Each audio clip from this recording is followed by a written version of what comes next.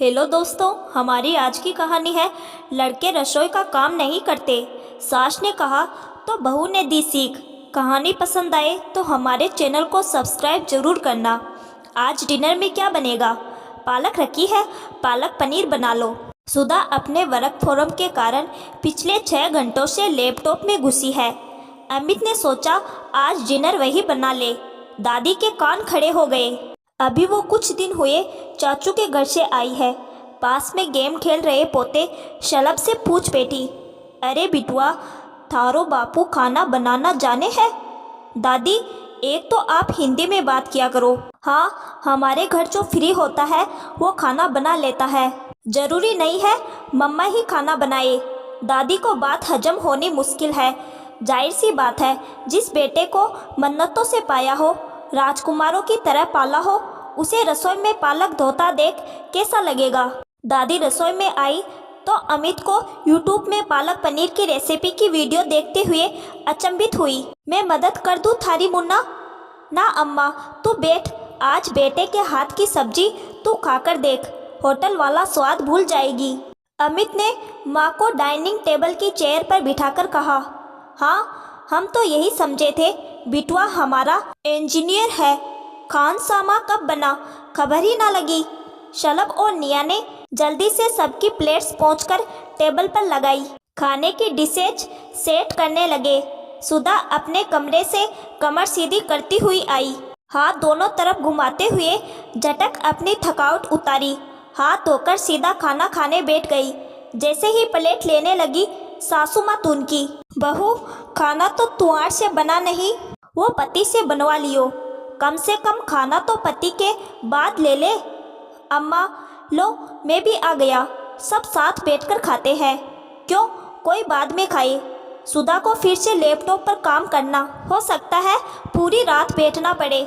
मार्च के महीने में ज़्यादा दबाव होता है। अमित ने माँ को समझाया। पालक पनीर बहुत स्वाद बनी है Amit. Yes daddy, it's amazing. सब्जी की तारीफ सबने करी, पर अम्मा के तो निवाला हलक में अटक गया था। उसे तो बेटे का वो गमछा दिख रहा था जिसमें बेटे का पसीना लगा था। अगली सुबह अमित को ऑफिस के लिए देर हो रही थी। सुधा ने फुर्ती से सबका नाश्ता, सबके खाने का डिब्बा सब तैयार कर दिया। अब अम्मा के रात से सुलग रहे मन को कुछ शांति मिली। शलभ, वाटर बोतल भरो। निया, लंच बॉक्स बैग में रखो। चलो मैं बस स्टॉप तक छोड़ दूँ। सुधा अम्मा को बालकनी में चाय पकड़ाती हुई बोली। चाय पीते हुए सोच रही, निया बिटिया से काम में मदद लेना समझ आता है, पर शलभ वो तो छोरा है, उससे भी घर के काम ले रही। हुह, अम्मा नाक मुँह बना रही। बालकनी से बाहर देखा तो निया से बैग उठाया नहीं जा रहा था। वो झुक के चल रही। सुधा का सारा ध्यान फोन में था। बस में बच्चों को चढ़ा। बस की दीदी को कान में कुछ बोलकर सुधा घर आ गई। हद है बहू, तुम नौकरी करती हो, समझ आता है, तुम्हें घर के कामों में मदद चाहिए।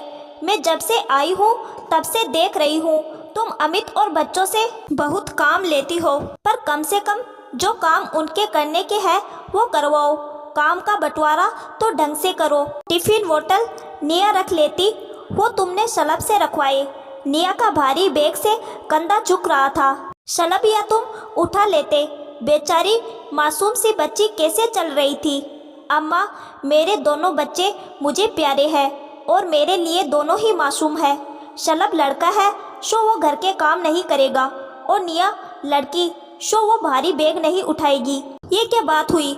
आपको जो गलत लग रहा वो मेरी नज़र में अन्याय है। मेरे घर में काम के बंटवारे में कोई भेदभाव नहीं। निया का बैग भारी है, वो उसे ही उठाना होगा। बस से उतरने से लेकर क्लास तक उसे ही ले जाना है। बाकी मैंने बस वाली दीदी को बोल दिया सीढ़ियाँ चढ़ते वक्त उसकी मदद करे। सुधा सहज भाव से अम्मा को बोल अपने ऑफिस जाने की तैयारियों में जुट गई। अम्मा को कहाँ ये बातें समझ आनी थी। बच्चों से लगाव तब होवे है जब माँ घर में रुके है, लाड प्यार देवे है। आज के समय में इंसान बस मशीन की तरह इधर उधर भागे है, भावनाएं तो खत्म सी हो गई है। शलभ निया स्कूल से आते ही अपने कमरे में गए। यूनिफॉर्म उतार हाथ मुँह धोकर आ गए। रसोई में रखा, खाना गर्म किया। खाने बैठने लगे तभी अम्मा याद आई। सब जगह देखने के बाद जब बाथरूम में देखा तो अम्मा तो गीजर की तार से चिपकी खड़ी थी। दोनों भाई बहन ने बड़ी ही समझदारी से रबड़ की चप्पल पहन मेन स्विच बंद किया। एक मोटे लकड़ी के डंडे से दादी को तार से छुड़ाया। अम्मा, आप ठीक हो? आपने तो कहा था गीजर का सिस्टम नहीं समझ आ रहा। मैं गैस पर पानी गर्म कर लूँगी। फिर पूरे गीले हो आप। क्यों छुआ इस तार को? शलभ ने घबराकर पूछा। बस बेटा, मती मारी गई थी। जैसे तैसे हाथ पकड़कर अम्मा अपने कमरे तक आई। ये सब कहाँ सीखा तूने बिटुआ? आज तो तुम भाई बहन ने मुझ बुढ़िया को जीवन दान दे दिया। पोते पोती की समझदारी पर अचरज करती हुई दादी ने दोनों को गले लगा लिया। मम्मा ने सब सिखा रखा है अम्मा। मुसीबत में फंसने के बाद कैसे बाहर आना है उसकी पूरी ट्रेनिंग मिली है। अमित को बच्चों ने फ़ोन कर दिया था। उसका ऑफिस सुधा की तुलना में करीब था। वो तुरंत पहुंच गया। अम्मा, तुम ठीक तो हो? अमित पसीना पसीना हो गया था। अम्मा को स्वस्थ देख जान में जान आई। अरे, तेरे बच्चे तो देवदूत की तरह आए और यमराज को भगा दिए। बेटा, बुरा मत मानना। तुझे औरतों के काम करता देख मन दुखी हुआ था। फिर सुमित और तुझे मैंने राजकुमारों जैसा पाला था। वो पत्नी को बिल्कुल तेरे बापू की तरह इशारों पर नचाता है। बच्चे उसके लाडले हर चीज़ हाथ में लेते हैं। तो मुझे लगा सुधा ना तो एक अच्छी पत्नी है ना एक अच्छी माँ। पर आज तेरे बच्चों ने जैसे मुझे बचाया, मुझे महसूस होने लगा सब काम सबको आने चाहिए। सभी को आत्मनिर्भर होना चाहिए, चाहे वो बच्चे हो, औरत हो या आदमी। अम्मा संतुष्ट होकर बोली। अम्मा, चाहे आप हो या सुधा या कोई भी औरत, एक बच्चे को दुनिया में लाने के लिए 9 महीने स्वास्थ्य का उतार चढ़ाव झेलती है। प्रसव की पीड़ा में जान का खतरा उठा भी सिर्फ अपने परिवार को आगे बढ़ाने के लिए मुस्कुराते हुए सब कुछ झेल जाती है। बच्चों की बेहतर परवरिश के लिए आदमी के साथ उसके जितना ही काम करती है। फिर अम्मा, जब एक औरत परिवार के लिए इतना कुछ कर सकती है तो क्या परिवार की उस औरत के लिए जिम्मेदारी नहीं बनती? अमित बातें करते करते अम्मा के लिए चाय बना लाया। अमित के सुंदर विचारों और अदरक वाली स्वादिष्ट चाय ने अम्मा का मन खुश कर दिया। इतने में सुधा हाँफती हुई पहुंची।